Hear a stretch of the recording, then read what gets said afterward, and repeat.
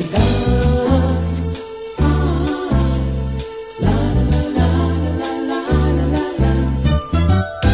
Bienvenido y bienvenida a esta su clase del Instituto Bíblico del Aire. El Espíritu Santo tiene un triple ministerio. En el estudio de hoy veremos en qué consiste ese triple ministerio. Estamos considerando el capítulo 16 del Evangelio de Juan, donde Jesús nos da algunas de sus más profundas revelaciones sobre la persona del Espíritu Santo, el cual vendría a sus seguidores luego que Él se fuera de regreso al Padre. Escuche con atención este interesantísimo estudio. Ya Alberto Valle está listo para presentarnos la clase de hoy. Muchísimas gracias por asistir a nuestro encuentro en el Instituto Bíblico del Aire. Estamos a la mitad del capítulo 16 del Evangelio de Juan, donde Jesús nos habla de la obra del Espíritu Santo. Como dijimos en nuestro estudio anterior, encontramos que la gente responde de diferentes maneras al Evangelio de Cristo y a Cristo mismo. Pero debemos preguntarnos, ¿en qué radica esa diferencia?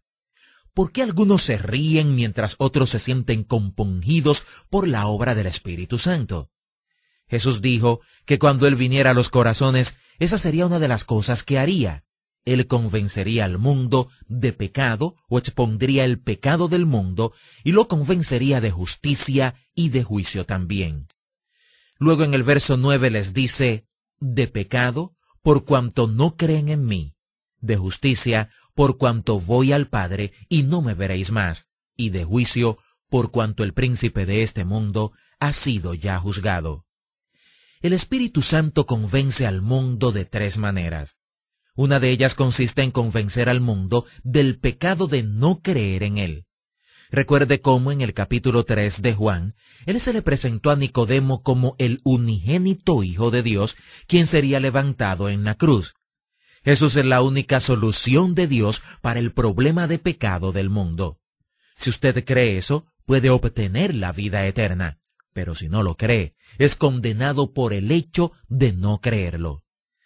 En 2 de Corintios 5:19 el apóstol Pablo nos dice, en un magnífico pasaje, que cuando Cristo murió en la cruz, Dios estaba en Cristo reconciliando consigo al mundo, no cargándole a los hombres sus pecados, y nos encomendó el mensaje y ministerio de la reconciliación.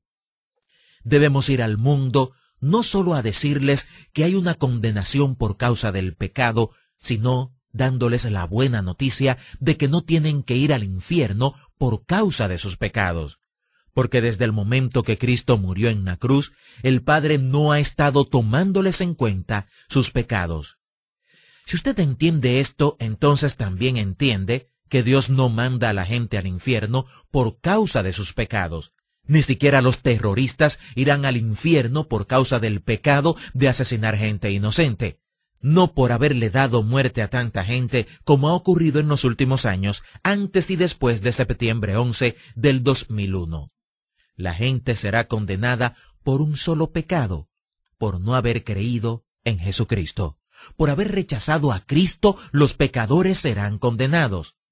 Eso señala como pecado el hecho de no creer en Él. Ese es el pecado que lleva a la condenación. Y el Espíritu Santo convencerá al mundo de pecado, específicamente en relación con el hecho de no creer en Cristo. De justicia, por cuanto voy al Padre, dijo Jesús. El Padre es el estándar absoluto de la justicia. Piense por un momento en los 10 mandamientos, por ejemplo. Piense en el Sermón del Monte. Y por supuesto, piense en las Escrituras en sentido general. Todo esto nos muestra el gran estándar de la justicia. Pero recuerde también lo que dijimos cuando analizamos el capítulo 1. A Dios nadie lo ha visto jamás. El unigénito Hijo que está en el seno del Padre, Él le ha dado a conocer. Y esa palabra conocer es la palabra griega exégesis, que significa revelar. Jesús reveló todo lo que el hombre podía entender de la persona de Dios. Jesús se nos presenta como la palabra viva, y de la misma manera que la palabra escrita, Él es el estándar de la justicia.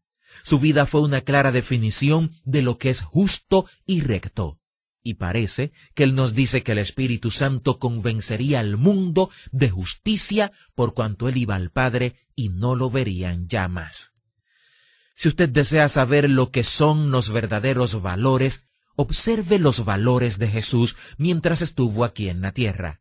Si desea saber la verdadera filosofía de la vida, sencillamente observe a Jesús. La vida de Jesús fue el estándar absoluto de lo que es correcto. Pero en vista de que Él se iba en ese momento, les dice a sus discípulos que le correspondería al Espíritu Santo la tarea de convencer al mundo de esa justicia. Luego nos dice que convencería al mundo de juicio por cuanto el príncipe de este mundo ya ha sido condenado. Esto se puede interpretar de varias maneras. En vista de que Jesús es el estándar absoluto de la justicia, la única manera de ser declarado justo es a través de lo que Jesús hizo por nosotros, tal y como se declara aquí por el hecho de que Él fue al Padre. Pero con respecto al juicio, Jesús dejó bien claro que el príncipe de este mundo, Satanás, está vencido, que no hay poder en la tierra mayor que el poder del nombre de Jesús. Y aunque Satanás representa el mayor poder sobre el sistema mundano, no hay poder en la tierra tan grande como el poder de Jesucristo, representado y testificado por el Espíritu Santo. Él nos dice que el príncipe de este mundo ya ha sido juzgado. Y es el Espíritu Santo el que se encarga de revelarnos eso. Es el Espíritu Santo el que nos revela que mayor es el que está en nosotros que el que está en el mundo. Así que usted no tiene que vivir derrotado o vencido por el poder de Satanás. Eso nos da una maravillosa descripción del ministerio del Espíritu Santo. En el verso 6 dice que tiene muchas cosas que decirles, pero que en ese momento ellos no las podrían sobrellevar. Y esta es una prominente declaración. Podríamos agotar varios programas solo en este verso. Este es el punto donde los consejeros deben ser bien habilidosos. En ocasiones, cuando alguien viene a recibir consejería, usted sabe desde la primera vez el problema que tiene.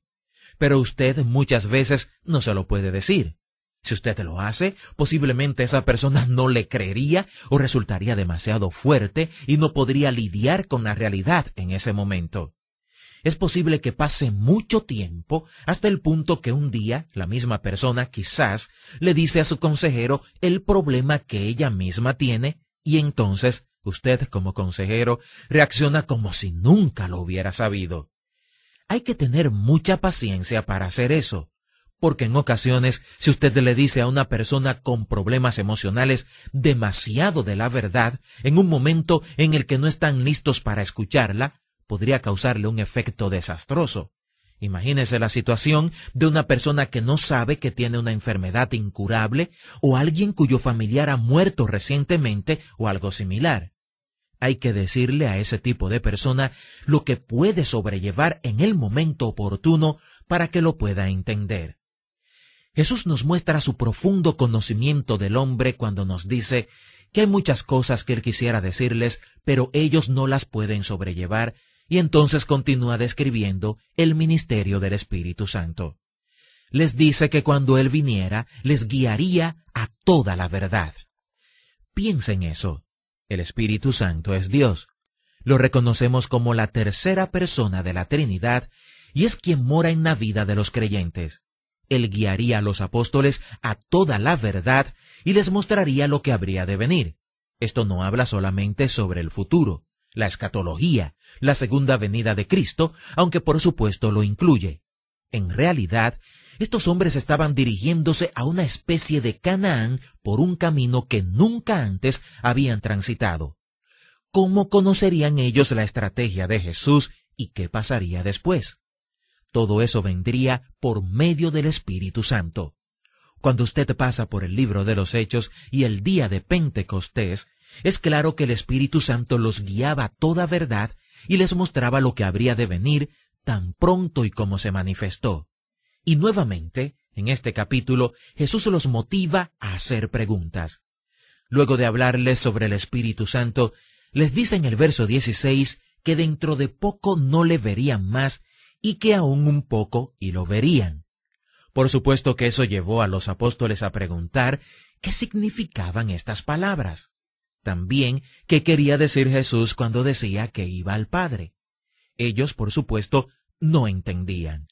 Pero esto es lo mismo que le dijo a Judas en el capítulo 14, versos 22 y 23. Judas preguntó que cómo sería posible que él se revelara a ellos y no a la gente del mundo alrededor. Lo que Jesús les dice en el aposento alto es que él se iría, pero cuando se fuera, sería posible que ellos tuvieran con él una relación más cercana que la que habían tenido hasta el momento. Sería una relación como la que hay entre la planta de vid y las ramas. Ustedes estarán en mí y yo en ustedes, Jesús les dijo. El Padre estaría en ellos, así como el Santo Espíritu, de tal manera que habría absoluta unidad entre ellos. Esto, por supuesto, les resultó difícil de entender. Bien, el tiempo se nos ha terminado y dejaremos en este punto el estudio de este capítulo 16 del Evangelio de Juan. En nuestra próxima clase, Dios mediante, veremos la respuesta de Jesús a esta pregunta. Le invito a que la lea por adelantado. Jesús motivó esta pregunta para enseñarles grandes cosas sobre el Espíritu Santo. Así que esté listo para que en nuestro próximo estudio podamos observar lo que Jesús les dijo a sus discípulos en este capítulo. Le espero, Dios mediante, en nuestro próximo estudio.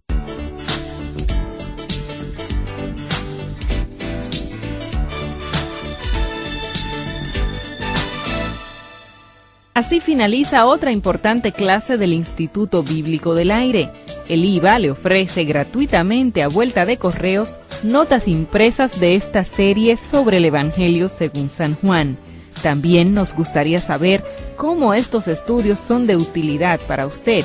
Escríbanos al Instituto Bíblico del Aire, P.O. Box 2805, Miami, Florida 33265, Estados Unidos, o al correo electrónico iba@transmundial.org.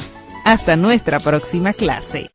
Instituto Bíblico del Aire, capacitando para el servicio eficaz.